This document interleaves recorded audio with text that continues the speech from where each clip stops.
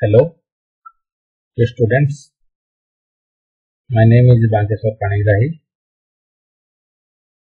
So, in our last class, we have discussed about the introduction for the DBMS and what is the data, what is the database, and what is database management system. So, in today's class, we are going to discuss about the different characteristics of a database management system. Okay. So, before going through the topic, again, I want to tell you some fundamental things, that what is data. Data is nothing but some raw facts, and they are unprocessed. If the data once processed, it has certain meaning, and that meaningful data is called as information. So, what is database? Database is nothing but a software which stores some interrelated data items within it. So, this is all about your data and database. And what is database management system?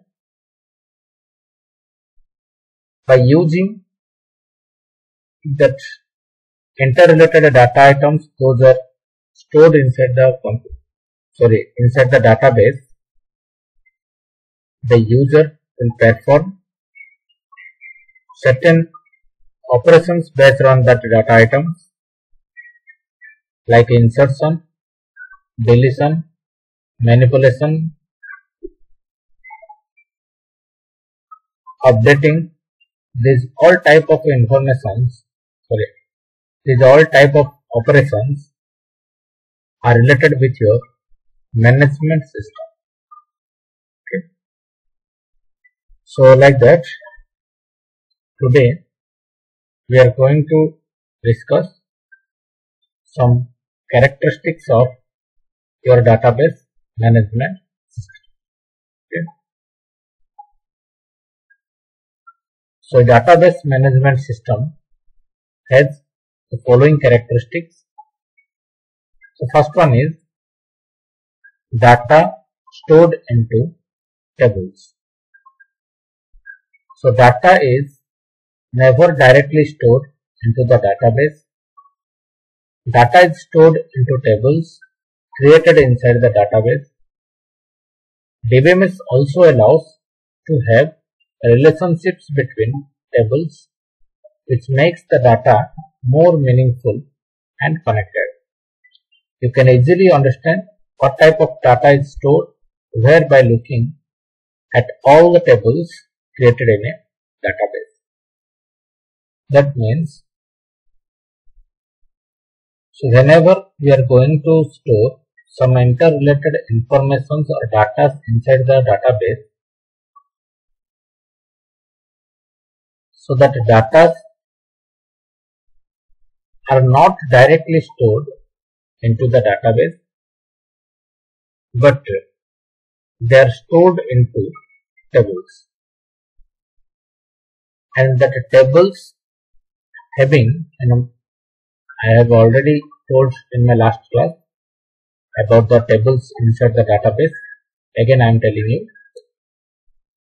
So, those tables present inside or created inside the database, they are having rows, columns, as well as the combination of row and column is called as cells, where we may put some data.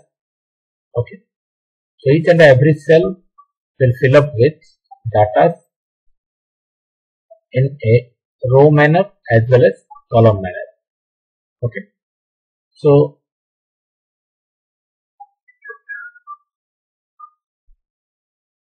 there are not only one table is created inside the database, but also more number of tables are there, and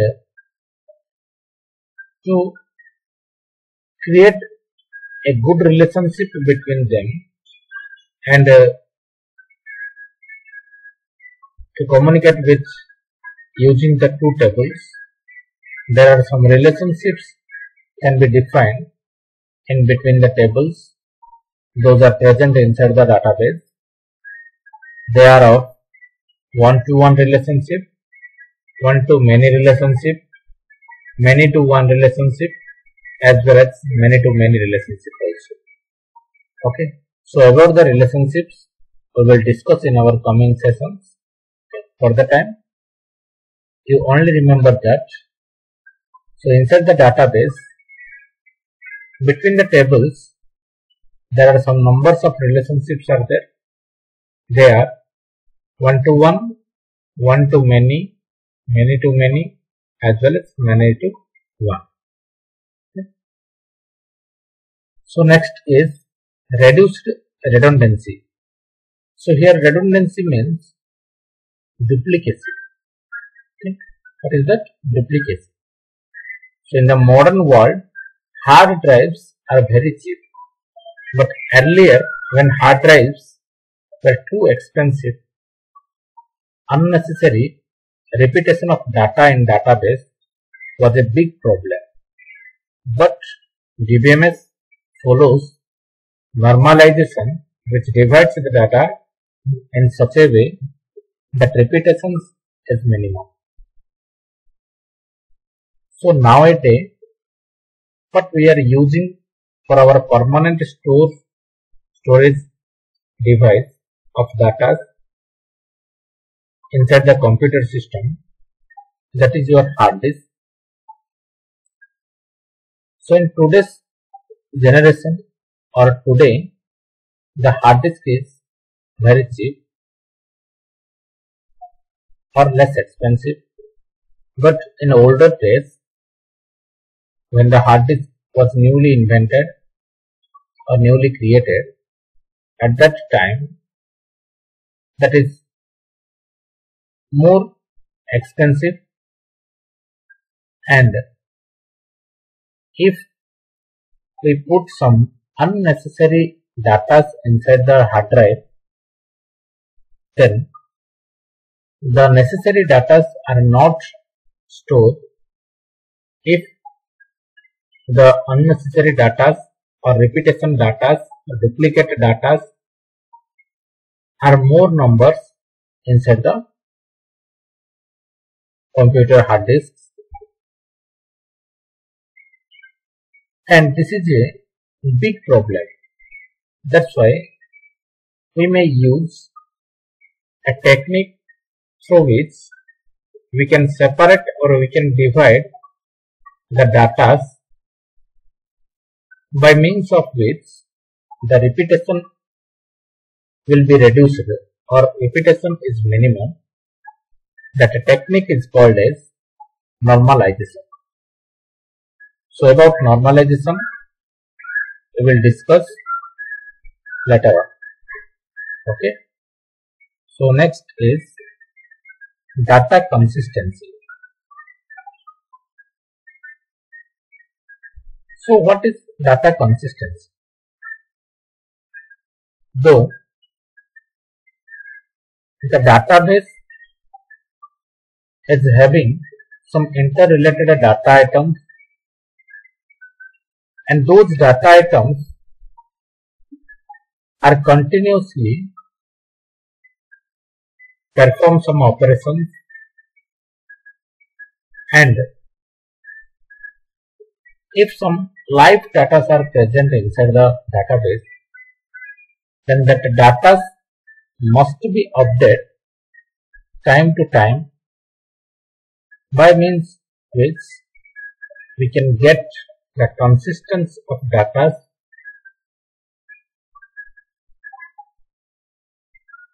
That's why the data has been continuously updated and added. Maintaining the consistency of data can become a challenge, but DBMS handles it all by itself because all the users want to access the currently updated data. That's why if we want to give some consistent information or consistent database information, then we may update our database time to time or every time by adding some new information relating with that. So next is your support multiple user and concurrent. That means whenever we are creating a database, then that database will be accessed by multiple users at a time also. So DBMS allows multiple users to work on it, like update, insert and delete data at the same time, and still manages to maintain the data consistency. Next is your query language. So database management system provides the users with a simple query language using which data can be easily fetched, inserted, deleted and updated in a database. That means when a user wants to or tries to perform some operations based on the data, those which are present inside the database, then there is only one language. By using that language, the user can communicate with the database. That is your query language. And different type of query languages are there. Among all the query languages, SQL is more popular nowadays. That is your structured query language. Okay. So next is security. So the DBMS also takes care of the security of data, protecting the data from unauthorized access. So how the database takes care of the security of data, protecting the data from unauthorized access? By putting some user ID and passwords. It gives some protection mechanisms to the database from unauthorized access. So in a typical DBMS, we can create user accounts with different access permissions, using which we can easily secure our data by restricting user access. So next is your transactions. DBMS supports transactions, which allows us to better handle and manage the data integrity in real world applications where multi-threading is extensively used. Okay. So about the transactions and about the data integrities, we will discuss also in our coming classes relating the transactions and data integrity. So transaction means accessing the data and fetching the information, and if some information required, then also we can add some information within that data items, those which are present inside the databases. So these all type of operations are called as one transaction. Okay. So about the transactions and data integrities we will discuss in our coming classes. Okay. So this is all about your characteristics of database management system. Okay. Thank you.